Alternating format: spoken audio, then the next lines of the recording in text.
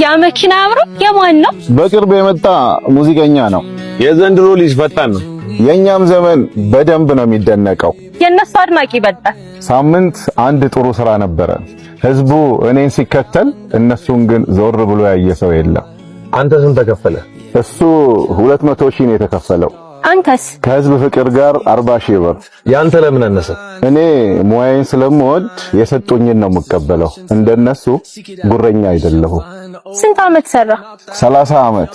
እኛ በሰራነው ነው እነሱ የሚደራደሩት። እነሱ ባንተ ዋጋ ሳይሆን ለራሳቸው ባላቸው ክብር ነው የሚደራደሩት። እኛ ባናስጀምር ኖሮ ይሄን ስራ ማን ይቀጥል ነበር?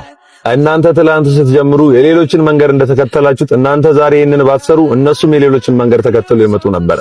የእናንተ ዋጋ ማነስ የእናንተ ስህተት ነበር።